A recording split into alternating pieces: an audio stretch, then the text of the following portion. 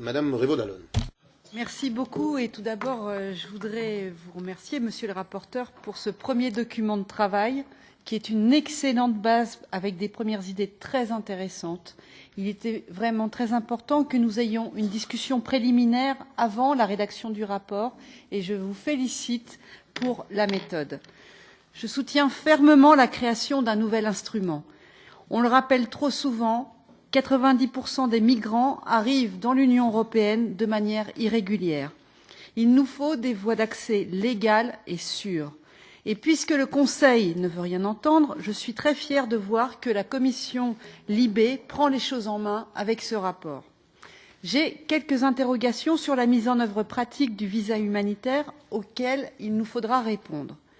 Tout d'abord, il est indiqué que l'État qui délivre le visa humanitaire sera responsable de la demande d'asile du migrant, mais qu'un système de relocalisation est envisageable. Je suis en faveur de ce système de relocalisation. C'est la ligne du Parlement de dire que la solidarité n'est pas à la carte et que l'ensemble des États membres doivent accueillir les demandeurs d'asile. Cela permet aussi, sur le terrain, de partager le travail et d'être plus efficace, car les demandes vont devoir être traitées très rapidement au vu de l'urgence de la situation. Je m'interroge également sur le voyage vers l'Union européenne, une fois que le visa humanitaire est accordé. Comment les demandeurs d'asile vont pouvoir financer ce trajet? Il va falloir en effet faire très attention à ce que cet instrument puisse profiter à tous, surtout à ceux qui se trouvent dans des situations extrêmement précaires sur place.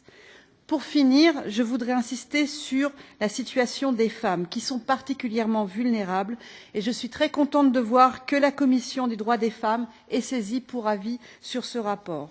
Je rappelle que la violence fondée sur le genre, y compris la mutilation sexuelle féminine, peut être reconnue comme une forme de persécution et que ces victimes peuvent donc se prévaloir de la protection assurée par la Convention de Genève.